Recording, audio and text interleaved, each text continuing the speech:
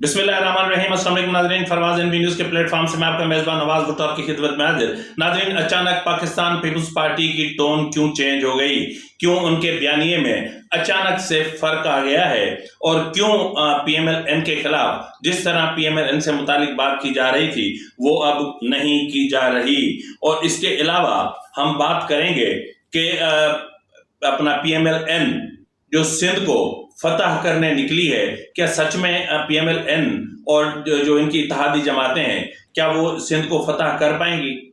ये इंतहाई अहम मामलात हैं जिन पर बात करना बहुत जरूरी है, क्योंकि मुतअद्दिद जमातें मिलकर पाकिस्तान पीपल्स पार्टी को जो है वो इक़्तिदार से, यानी सिंध के इक़्तिदार से, सिंध के हुक्मरानी से अलग करने की कोशिश कर रहे हैं। तो क्या इन कोशिशों में पीएमएल-एन को कामयाबी मिल सकती है या नहीं मिल सकती?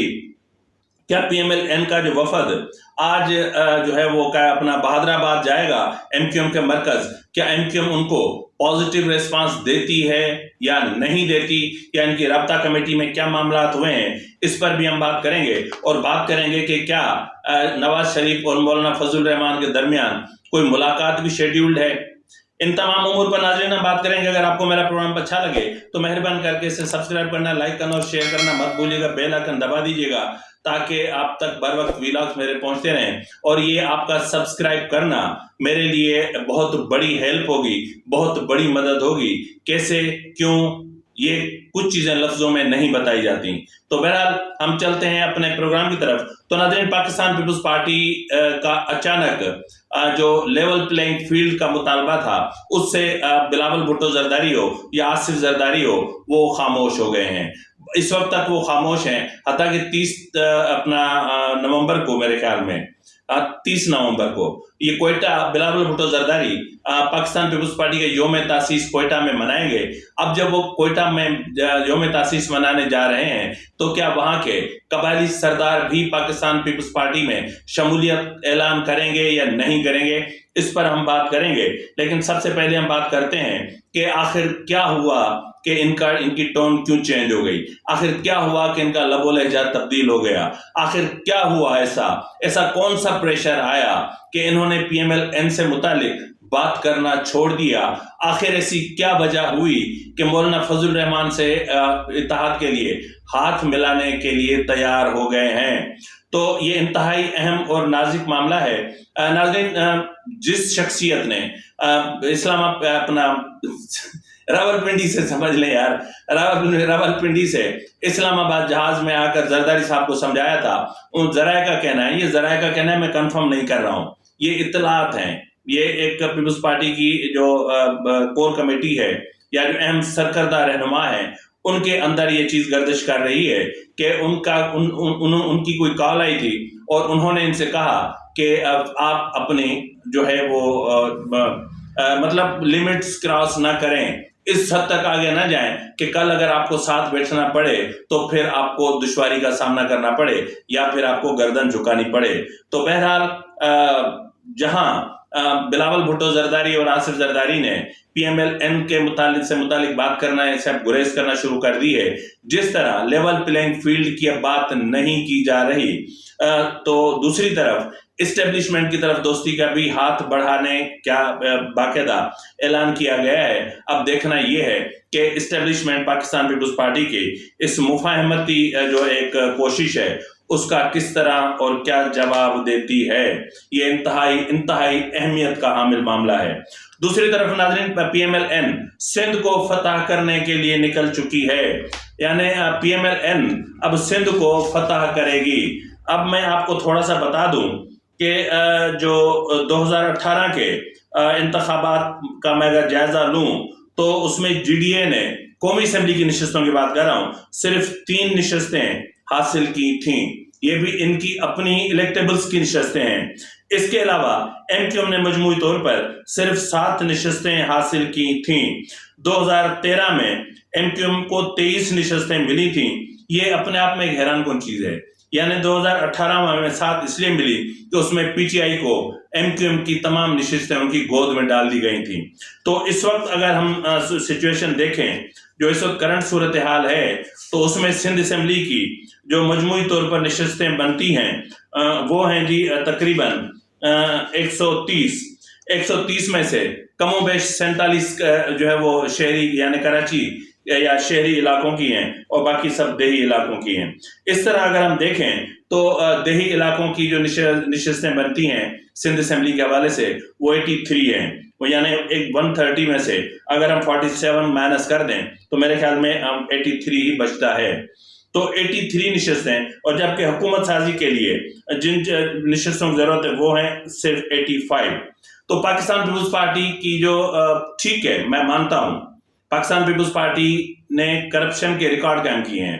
میں مانتا ہوں کہ کرپشن کے بعد نیب سے گٹھ جوڑ کے بھی ریکارڈ قائم کیے ہیں. میں مانتا ہوں کہ جو کرپشن کے سیدھے سادے جو صاف کیسز ہیں ان کو کس طرح دیوار سے لگا کر اور ان کو کس طرح زمین درگور کیا گیا ہے، لیکن وہ کیسز جن میں شواہد موجود نہیں ہیں وہ کس طرح سامنے آئے ہیں.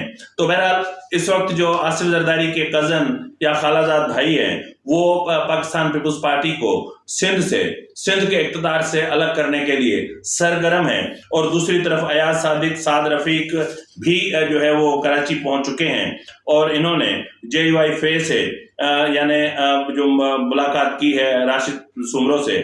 اس کے بعد ان کا کہنا ہے کہ جی ایک مثبت پیش رفت ہوئی ہے، یعنی یہ اتحاد کی طرف بڑھ رہے ہیں. تو دوسری طرف اپنا فنکشنل لیگ سے بھی ان کی رابطے ہوئے ہیں، یعنی پیر پگارا سے ان کی بات چیت ہوئی ہے اور وہاں سے بھی ان کا کہنا ہے کہ GDA سے اتحاد کے بھی مثبت اشارے ملے ہیں. یعنی آئندہ جو اتحاد ہوگا وہ ہوگا PMLN، JUI، MQM اور GDA، یہ سندھ کی سطح تک. جبکہ یہ وفد آج دوپہر کو MQM کے مرکز بہادرآباد جائے گا اور وہاں ان سے ملاقات کر کے دیکھے گا کہ جی کیا صورتحال بنتی ہے، اب وہ ان کو کیا جواب دیتے ہیں. تو یہاں پر جو سچویشن بن رہی ہے اس کے مطابق MQM بھانپ گئی ہے کہ تنہا PMLN کو اتنی اکثریت سے نہیں جتوایا جائے گا کہ وہ حکومت سازی کر سکے، تو ان کو یقیناً ایک زیادہ نشستوں والے اتحادی کی ضرورت پڑے گی. تو جو معاملات ہوں گے اس کے حساب سے MQM کے مطالبات بھی اتنے ہی بڑے ہوں گے، وزارتیں بھی اتنی بڑی ہوں گی، فنڈز یعنی چندہ یعنی بھتہ بھی اتنا زیادہ ہوگا. کیا یہ مطالبات، یہ وزارتیں، یہ بھتہ، یہ چندہ، یہ فنڈز کیا MQM کو PMLN دے پائے گی؟ یہ ایک بہت بڑا سوال ہے جس کا جواب آج دوپہر کو PMLN کو دینا چاہیے. تو بہرحال دوسری طرف PMLN بلوچستان کو بھی فتح کرنا چاہتی ہے، تو PMLN بلوچستان اور خیبر پختونخوا کی حد تک جو ہے وہ اتحاد کرنے JUI سے اتحاد کرنے کی کوشش کر رہی ہے. تو اس حوالے سے کیا مولانا فضل الرحمان اور نواز شریف مل کر بیٹھیں گے؟ کیونکہ جب سے نواز شریف آئے ہیں مولانا فضل الرحمان اور نواز شریف کے درمیان کوئی رابطہ نہیں ہوا ہے. یہ اپنے آپ میں حیران کن بات ہے. اگر رابطے ہوئے بھی ہیں تو اس طرح ہوئے ہیں کہ کبھی نواز شریف فری نہیں تھا تو کبھی مولانا صاحب پاکستان میں نہیں تھے. تو اب یعنی آج جو مری میں جلسہ ہو رہا ہے اس کے بعد 18 تک مولانا صاحب فارغ ہے. اب دیکھتے ہیں کہ 18 سے پہلے یا نواز شریف کے بلوچستان کے دورے سے پہلے کیا جو PMLN ہے کیا وہ مولانا صاحب سے مل کر بیٹھے گی، کیا مل کر بیٹھ کر بات کرے گی، کیا اتحاد ہوگا یا سیٹ ایڈجسٹمنٹ ہوگی. یعنی یوں سمجھ لیں کہ آئندہ عام انتخابات جو فروری 2024 میں ہو رہے ہیں، 8 فروری 2024 کو جو عام انتخابات ہو رہے ہیں اس کے حوالے سے کچھ غیر فطری اتحاد بن رہے ہیں. یہ غیر فطری اتحاد ہمیشہ بنتے رہتے ہیں جن کے لیے PTI کا کہنا ہے کہ یہ جو اتحاد بن رہے ہیں یہ PTI کا راستہ روکنے کے لیے، PTI کو دیوار سے لگانے کے لیے ایک نئی IJI بنائی جا رہی ہے. یہ نئی IJI بنائی جا رہی ہے جس طرح پاکستان پیپلز پارٹی کا راستہ روکنے کے لیے نواز شریف نے IJI بنوائی تھی، یا پھر جو ہے وہ نوابزادہ نصر اللہ نے بنائی تھی تو نواز شریف اس میں بھرتی ہو گئے تھے، داخل نہیں ہوئے تھے، بھرتی ہوئے تھے، تو بھرتی ہو گئے تھے.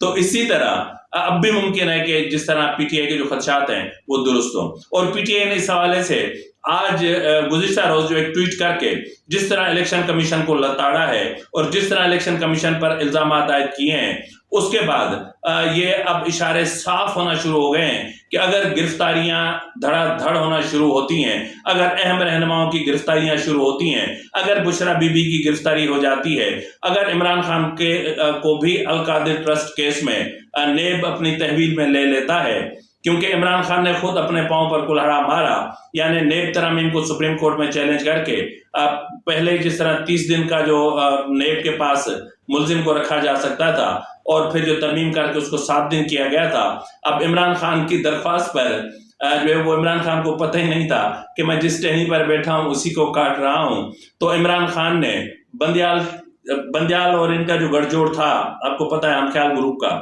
तो नेब तरामीम तो उड़ा दी। यानी अब अगर इमरान खान को नेब अपनी तहवील में लेता भी है तो 1 महीने तक इमरान खान बुक हैं, बुशरा बीबी बुक हैं। अल कादिर ट्रस्ट केस में जिस तरह मैंने आपसे कहा, एक बहुत बड़ी बात जो मेरे जहन से निकल गई थी, मुमकिन है कि कल पीर के रोज शाम तक आपको एक बहुत बड़ी बहरिया टाउन के हवाले से, बहरिया टाउन के मामलात के हवाले से, बहरिया के माली मामलात के हवाले से बहुत बड़ी खबर सुनने को मिले। ये र्यूमर्स हैं, ये अफवाहें गर्दिश कर रही हैं कि मलिक रियाज पीर के रोज बहरिया को जो है वो डिफॉल्ट करार देंगे और उनके तमाम असेट्स जो है वो भी जाहिर करेंगे, क्योंकि सुप्रीम कोर्ट में जो आइंदा समाअत होगी उस समाअत से पहले ही मलिक रियाज इन तमाम मामलात को वाइंड अप करना चाहते हैं।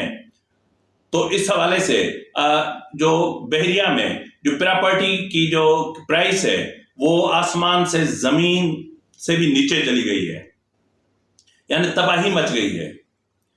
यानी बहरिया टाउन जहां कब्जा कर रही थी, जहां 16 जो है वो अपना 1600 एकड़ की बात कर रही थी, वहां पर 16,000 एकड़ की बात कर रही थी, वहां पर वो 45,000 46,000 एकड़ तक पहुंच रही है। उनके बिल्डोजर आज भी खीरथर नेशनल पार्क में जो एक प्रिजर्व एरिया है उसमें अंदर कटाई भी कर रहे हैं, और जो कुदरती जो पहाड़ियां या झीलें या आबी गुजरगाहें हैं वो उन सबका मलियामेट कर रहे हैं। लेकिन दूसरी तरफ मलिक रियाज इसको बहरिया को आज अपना पीर के रोज कल एक ऐलान कर सकते हैं कि जी वो डिफॉल्ट कर चुका है।